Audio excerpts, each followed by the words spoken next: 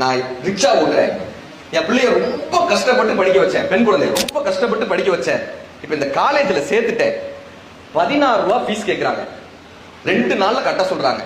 16 ரூபா ஃபீஸ் என்கிட்ட இல்லைங்கய்யா. 2 நாள்ல கட்ட சொல்றாங்க. எனக்கு என்ன பண்றது தெரியல. உங்ககிட்ட கேட்டா எல்லாரும் ஏதாவது தீர்வு கிடைக்கும்னு சொன்னாங்க. உங்ககிட்ட வந்தேன். ஐயா சொல்றாரு, உதவியாளர் அழைச்சு அவர் 16 ரூபாய் கொடுத்து விடுன்றாரு. உதவியாளர் சொல்றாரு, எங்க யாரு என்னன்னு தெரியுமா? நீங்க பாட்டு 16 ரூபாய் கொடுக்க சொல்றீங்க. அவன் ஏமாத்திரவனா இருந்தா என்ன பண்ணுவீங்க? நீங்க பாட்டு கொடுப்பா, பார்த்தா தெரியாதா? ஒரு மனிதனை பார்த்தா தெரியாதா? கொடுத்து விடுன்ற. 10 நாள் ஆகும். திரும்பவும் அதே ஆள் வந்து நிக்கிறார்.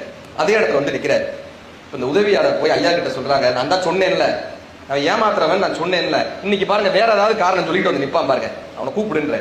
அவர் வந்து வணங்கி நிற்கிறார். ஐயா என்னப்பா ஐயா, நான் போன வாரம் வந்தேங்க, பிள்ளைக்கு ஃபீஸ் கட்டணும்னு 16 ரூபா கேட்டேங்க, நீங்க 16 ரூபா கொடுத்து விட்டீங்க. ஆமா கொடுத்து விட்டேன், இப்ப என்ன? இல்லைங்கய்யா, நான் போய் ஃபீஸ் கட்ட போனேன், ஃபீஸ் 14